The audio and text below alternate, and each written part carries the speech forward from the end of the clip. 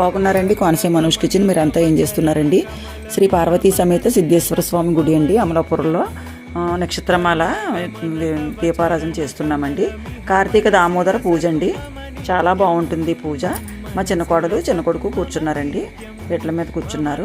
అలాగే పెద్దబాబు వచ్చిన తర్వాత పెద్దబాబు, కోడలు, పిల్లలు కూడా వస్తారండి. వాళ్ళు కూడా ఈ పూజలో పాల్గొంటారు. తర్వాత ఇదిగోనండి 27 నక్షత్రాలు కదా మనకి. 27 నక్షత్రాల దీపాలు కూడా దీపారాధన చేసి గుడికి ద్వారం ఉంటుంది కదా, ఆ ద్వారం దగ్గర పెడతారండి.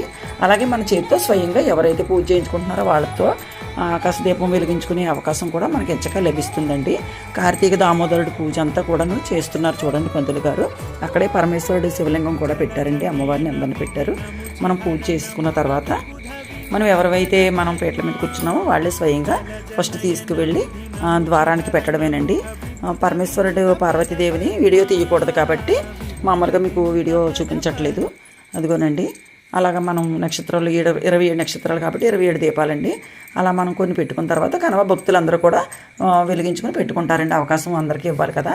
తర్వాత ఇదిగోనండి ఆకాశదీపం పంతులు గారు కార్తీక దామోదరాయ నమః మంత్రం చదివి ఆకాశదీపం వెలిగించి మన చేతితో వెలిగించి ఇలాగా మనం వదిలిన తర్వాత ఆకాశదీపం వదిలిన తర్వాత బయట కూడా దీపాలన్నీ వెలిగించుకుని ప్రసాదాలన్నీ వచ్చిన భక్తులందరికీ ప్రసాదాలన్నీ పెట్టుకుని సరదాగా ఇంటికి వచ్చేసామండి. ఈ వీడియో మీకు నచ్చినట్లయితే లైక్ చేయండి, షేర్ చేయండి, సబ్స్క్రైబ్ చేయండి.